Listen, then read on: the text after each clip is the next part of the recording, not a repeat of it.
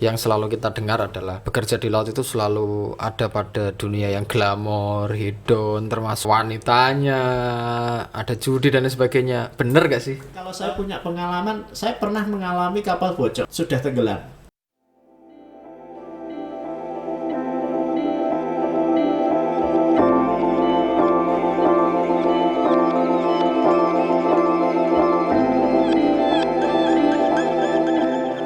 Jadi Iya. dia memberikan pelatihan di dunia pelayaran. Lulus dari situ ujian negara pada tahun 2004 itu saya diberikan semacam titel. Kalau di akademisi itu titel Iya. yang setara dengan D1, namanya ahli nautika tingkat 5. Oke. Jadi sebelumnya memang saya sudah mengikuti di BP2IP Surabaya, di ahli nautika tingkat dasar. Kemudian saya lanjutkan di Semarang di BP2IP Semarang, Iya. ANT 5. Wih. Kemudian saya juga Ngeri. mengambil sertifikat. Jadi pelaut itu tidak hanya memiliki ijazah saja, tetapi dia harus didukung dengan sertifikat penunjang sesuai dengan IMO, International Maritime Organization. Ya. Oke. Berarti Jadi semacam setara sertifikat profesi ya? internasional profesi pelayaran. Oke, mantap. Itu berarti SMA atau lulus SMA? Saya lulus SMA langsung ikut pelatihan itu. Lulus SMA langsung ikut pelatihan. Iya, berarti SMA dulu, SMA pelayaran atau SMA Enggak, umum? saya SMA-nya dari SMA umum. Jurusan IPA. Oh, tapi tetap ada kaitannya sih kalau jurusan IPA. Iya. Karena memang digembleng lagi sekitar 6 bulanan di pelatihan itu baru diikutkan ujian negara. Yang tadi saya sebutkan sekitar bulan Agustus 2004 itu saya diberikan semacam ijazah ANT 5, ahli nautika tingkat 5. Tingkat 5. Jadi setara dengan D1. Setara dengan D1. Oke. Lulus SMA memutuskan untuk ke pelayaran. Itu tergiur karena apa, Pak? Sebenarnya saya awalnya sih inginnya karena keluarga ada yang dari TNI, ada yang militer ya.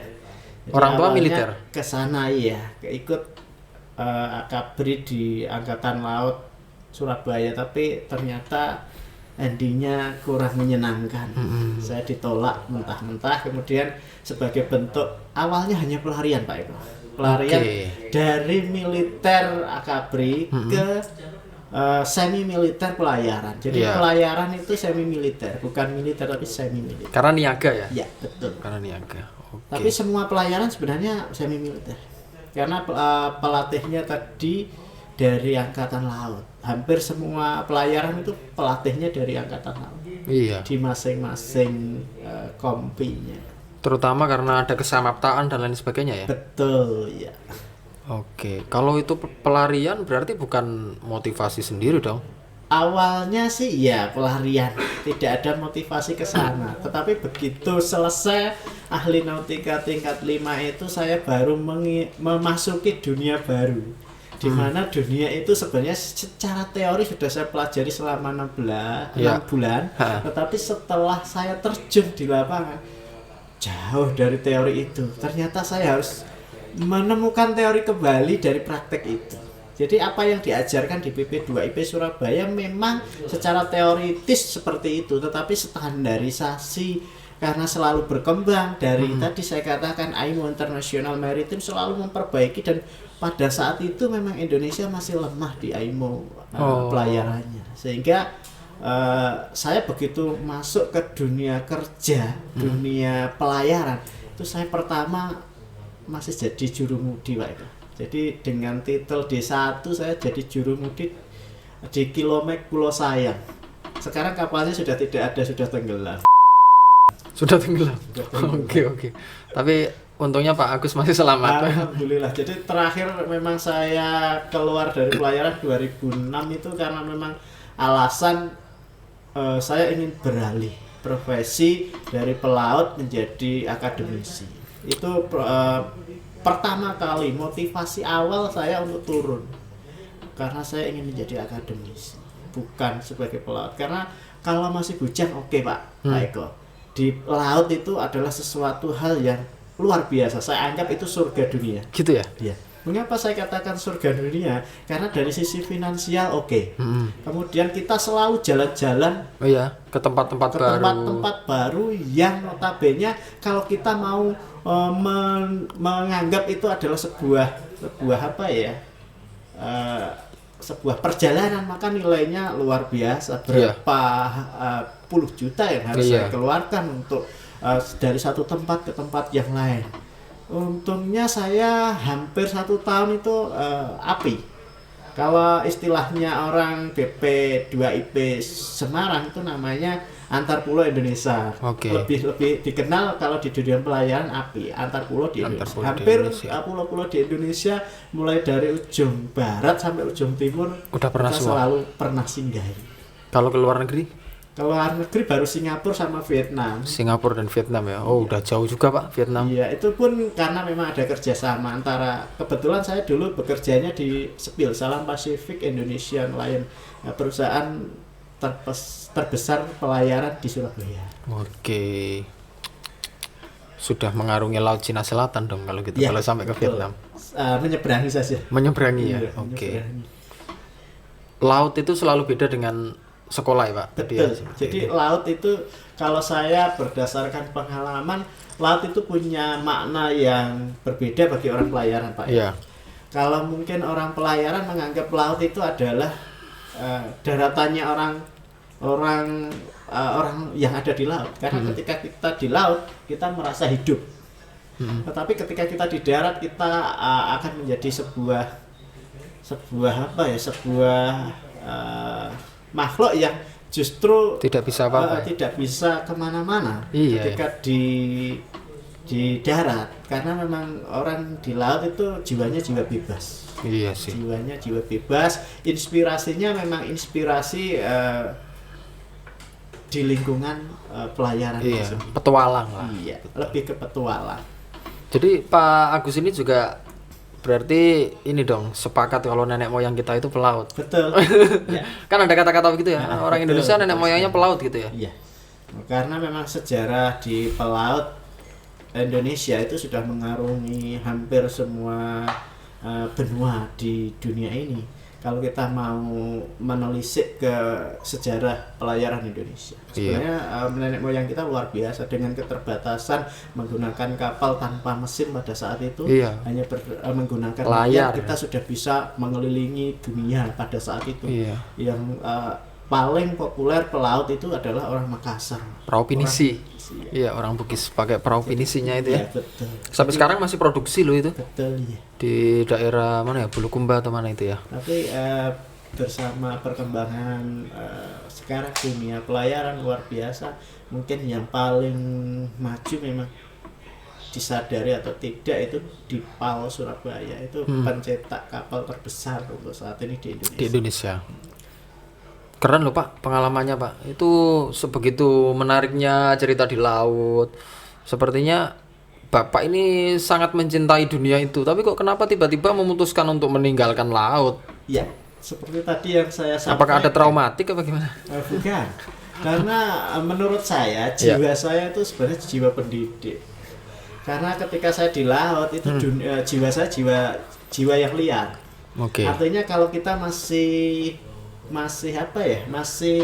merasa bujang itu tidak ada masalah Pak. Tetapi ketika nanti sudah berkeluarga, saya berpikirnya adalah ke depannya, bukan pada saat yang menyenangkan pada saat itu. Ketika saya diskusi dengan beberapa orang yang senior saya di laut itu sering mengatakan secara finansial tidak ada masalah. Orang di laut itu secara finansial tidak ada masalah. Tetapi secara psikologis dia terbiasa jauh dari keluarga satu.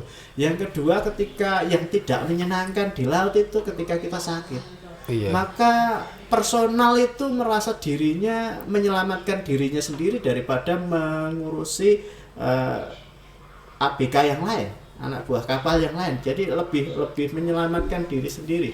Meskipun secara aturan pelayaran ada semacam aturan yang sudah ditetapkan di dunia, bahkan itu sudah di IMO kan, itu harusnya harus lebih menyelamatkan satu anak-anak, kemudian dua orang-orang tua yang sudah tidak itu, sedangkan orang kapal tuh nomor sekian, itu memang sudah ada aturannya.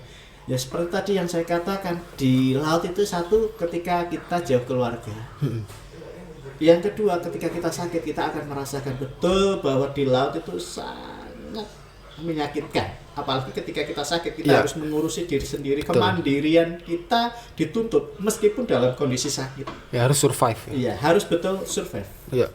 Jadi harus sakit pun harus mau nggak mau harus bertugas, karena ketika di laut mau nggak mau ada tugas khusus, jadwal, baik itu orang dek maupun orang mesin. Kalau tadi saya katakan ahli nautika itu pasti orang dek. Yeah. Nah, sedangkan teknis itu pasti orang mesin, ya. Jadi di bawah mesin. Untungnya saya orang dek. Orang dek itu selalu diakomodasi atas kapal. Lebih enak lah ya.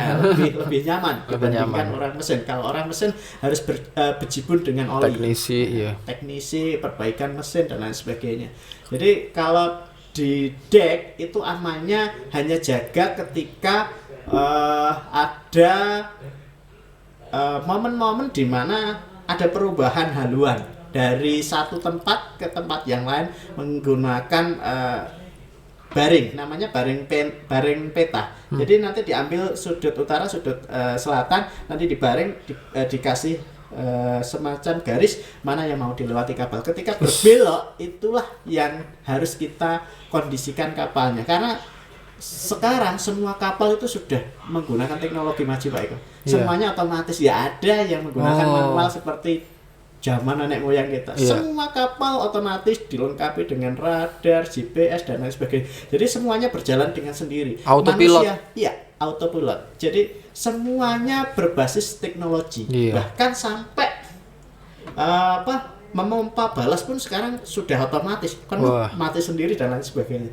Sebenarnya teknologi yang paling serbaguna itu di kapal, karena semuanya berbasis teknologi, mulai dari mengambil air sampai bagaimana menjalankan kapal ini, semuanya berbasis teknologi. Mesin ini dinyalakan juga otomatis tinggal mencet, semuanya sudah terpenuhi, tinggal nyala.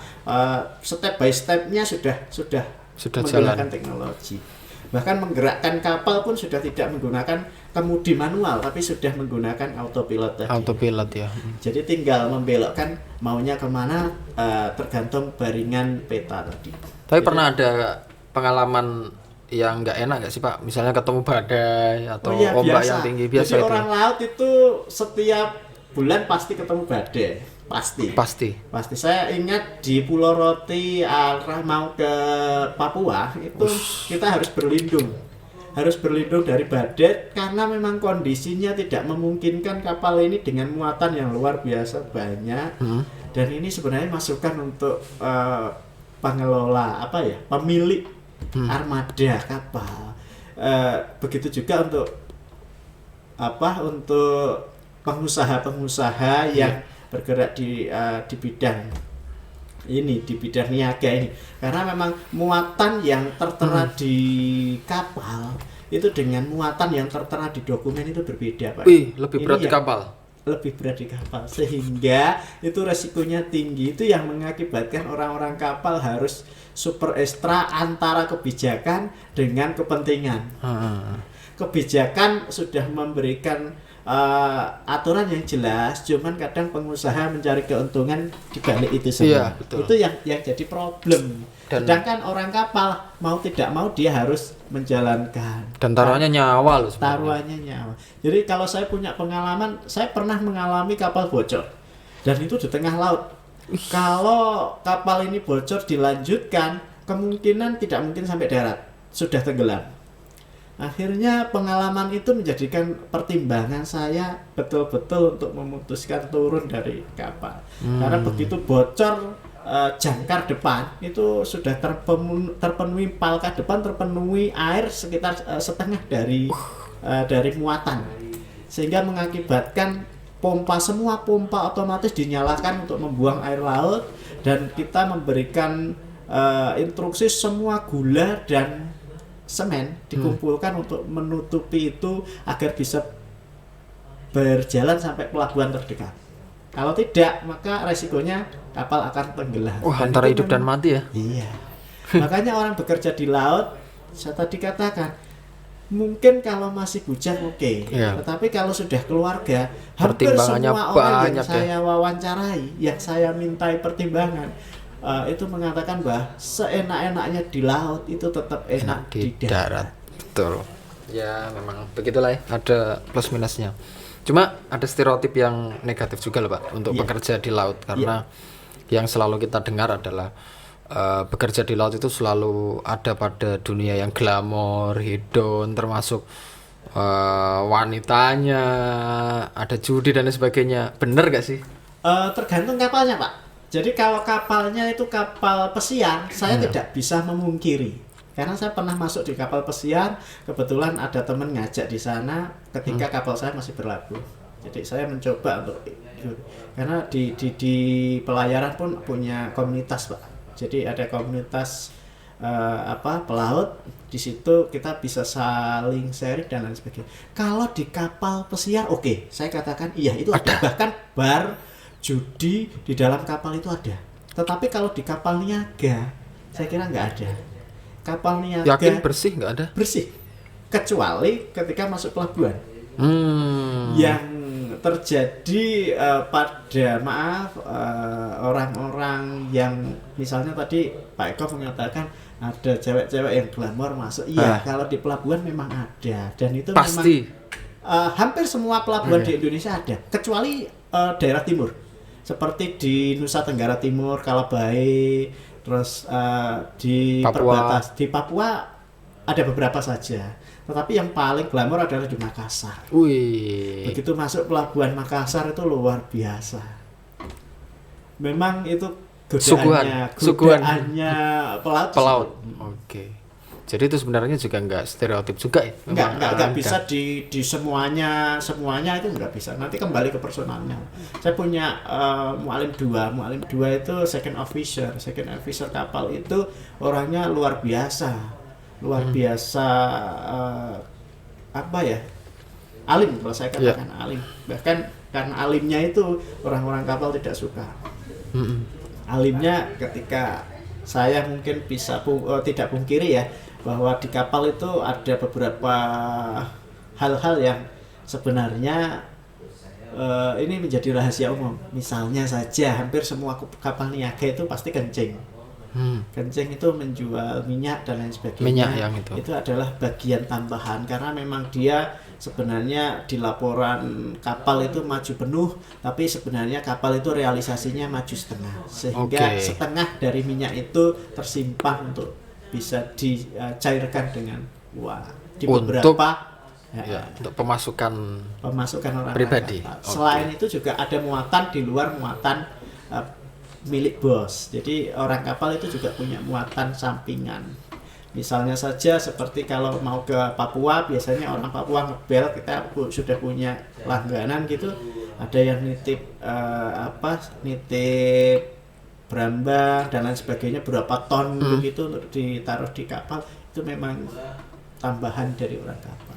Kan ya biayanya kan juga tinggi. Iya. Jadi itu yang dikelola dan itu memang diizinkan kapten.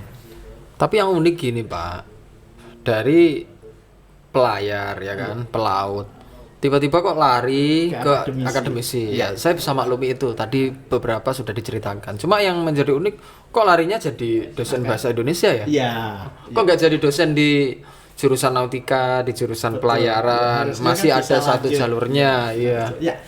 Jadi seperti tadi yang saya katakan, karena memang sebenarnya saya jiwanya pendidik Pak. Dari awal sebenarnya ketika saya tidak masuk ke Akapri itu saya menginginkannya sebenarnya ingin jadi guru. Tetapi karena saya sudah terlanjur ada yang ngajak tadi, dan yang ngajak itu memang masih saudara sendiri, dari aspek peluang besar ya udah saya ikuti, dan memang peluangnya memang besar pada saat itu. Pasti ya. Nah, saya memutuskan turun dan saya mengambil jalur akademisi, mengambil pendidikan bahasa dan sastra Indonesia. Saya sebenarnya pertimbangannya dari sisi nilai-nilai di SMA waktu itu, nilai ujian nasional maupun nilai rapot. Saya sebelum memutuskan mengambil PPSI, sebenarnya saya sudah membuka kembali lembaran ujian nasional, nilai rapot dan lain sebagainya. Memang yang paling unggul saya adalah di Bahasa pendidikan Indonesia. bahasa dan sastra Indonesia. Itu yang membuat saya pertimbangannya ambil PPSI aja. Sampai sekarang jadi doktor pendidikan bahasa Indonesia ya. Luar biasa ini, justru lebih jauh mengarungi laut pendidikan daripada Betul. laut Jadi lepas. pada saat itu saya memutuskan PPSI dan mempertimbangkan menjadi guru. Itu pertimbangan saya melihat di daerah timur, terutama daerah timur dan daerah-daerah pelosok Kalimantan itu kebanyakan kekurangan guru Pak Eko. Pada Oke. saat itu, pada tahun 2004. Pada saat dimana- masih berlayar. masih berlayar, saya memutuskan kalau saya tidak dapat tempat di Jawa pada saat itu, maka saya akan memutuskan keluar Jawa. Tapi ternyata jalan hidup berbeda. Saya Iya. justru malah begitu semester 2 sudah mengajar. Itu yang membuat saya terlena dengan dunia akademisi. Saya jadi guru sampai satu titik saya harus melampaui ini, saya harus jadi dosen. pada saat- Oh, jadi sempat jadi guru juga ya? Saya sebelum jadi guru jadi sejak dosen. 2007 Pak Eko. Oke. 2007 sampai 2012. Oh Jadi ya lama ya, jadi 5 tahun. Ya, jadi guru GTT 2009 saya jadi dosen. Jadi nyambi dua-duanya, begitu ada aturan jadi guru-guru, dosen-dosen, NUPTK pilih atau NIDN. Iya. Maka saya harus memilih salah satu. Iya, mulai ada dikotomi antara guru dan dosen. Iya. Baik. Ngeri. Jadi dokter pendidikan tapi latar belakangnya seorang pelaut. Pelaut. Tapi sebenarnya di dunia pendidikan itu lebih mengerikan loh Pak lautnya sebenarnya. Karena tantangannya lebih banyak. Iya, iya betul. Kemudian permasalahannya lebih rumit. Lebih konkret. Ada nggak sih ilmu-ilmu kelautan yang dibawa ke dunia pendidikan? Jadi bukan ke ilmunya ya, tapi saya melihat Pendekatannya. strateginya. Oke, strategi. Mengapa? Karena orang-orang laut itu sebelum melakukan sesuatu itu harus mempertimbangkan terlebih dahulu Pak Eko. Jadi itu yang terbawa, yang terbentuk ketika saya di pelaut. Mau nggak mau ketika saya di dunia pendidikan itu pun terbawa. Mau tidak mau terbawa. Ketika saya mau mengajar saya harus menetapkan itu semuanya Iya. matang di awal. Jadi ketika saya di kelas saya tidak jadi Sudah siap. sudah betul-betul sudah strategi itu sudah betul-betul sudah matang. Tinggal menerapkan. Eksekusi. Iya. Tinggal eksekusi. Jadi dan ketika menghadapi masalah-masalah, strategi berikutnya sudah saya siapkan. Jadi orang kapal itu, saya mau jalan ke Makassar, maka strateginya dia harus kemana-kemana. Lintah ini kalau ada badai, saya harus lewat mana lagi, itu sebenarnya sudah ditetapkan dari awal Iya. sebelum berangkat. Jadi bisa diprediksi ya sebenarnya. Iya, jadi orang-orang pelaut itu lebih pandai memprediksi sesuatu. Oh nanti di sini pasti ada badai, karena ada perhitungannya. Cuma prediksinya ilmiah, bukan prediksi bedanya kalau magic gitu bukan ya. Betul. Jadi prediksinya berdasarkan pengetahuan. Ilmu pengetahuan. Ilmu Ya. pengetahuan. Begitu juga ketika saya mengaplikasikan di dunia pendidikan, oh ternyata ini masih terpakai. Ketika saya harus memutuskan sesuatu. Sebenarnya ketika kita mengajar itu sudah ada keputusan-keputusan untuk melakukan apa kan? Iya. Sebenarnya sudah ada. Bahkan rencana A, rencana B, rencana C di dalam proses pembelajaran itu sebenarnya sudah kita tetapkan harusnya dari awal. Karena sebenarnya kita sudah bisa memprediksi karakteristik siswa, tujuan pembelajaran dan lain sebagainya, itu terbawa sampai sekarang. Iya. Tapi sempat kangen nggak sih Pak dengan dunia laut? Ya, saya tidak pungkiri dunia itu memberikan warna yang berbeda di dalam kehidupan saya.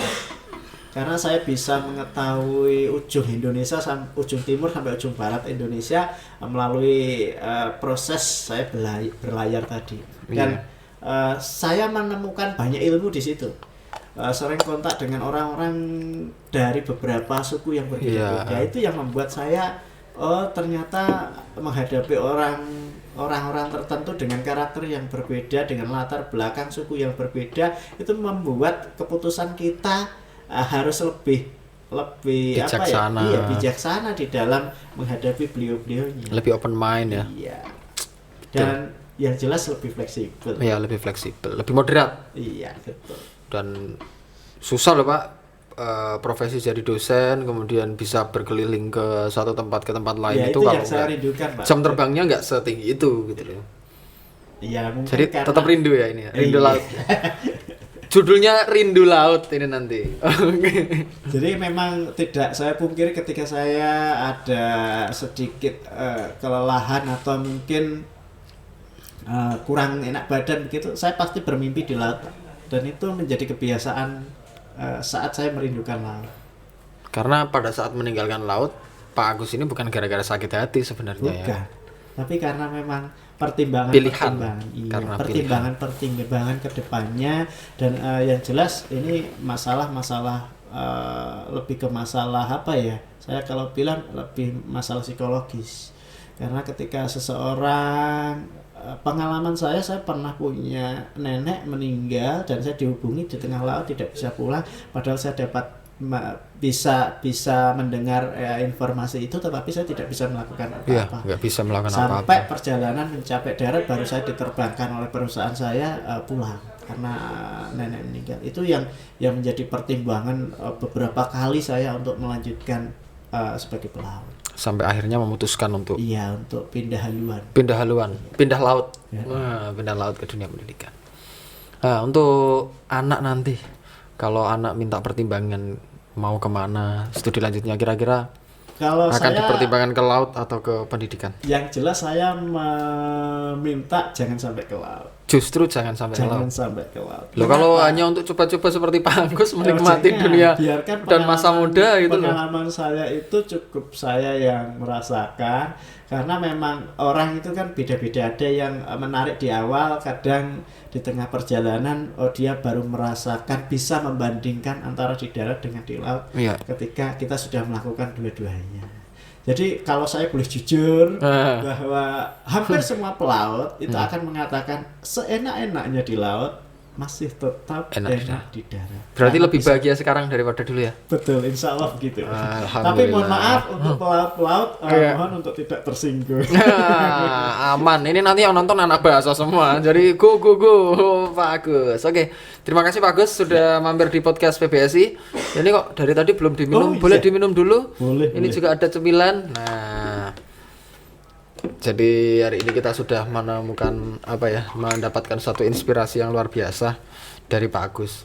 Pak Agus ini pindah dari laut lepas ke laut pendidikan dan ternyata laut pendidikan itu lebih membahagiakan ya Pak. Betul, Meskipun lebih membahagiakan, lebih tenang. menarik, dan sebenarnya kalau kita mau menikmatinya lebih kita bisa lebih menikmati hidup kita. Ya betul, lebih menikmati hidup kita. Baik, terima kasih Pak Agus. Sampai jumpa lagi di podcast PBSI Siap. berikutnya. Kita tutup dulu teman seia sekita.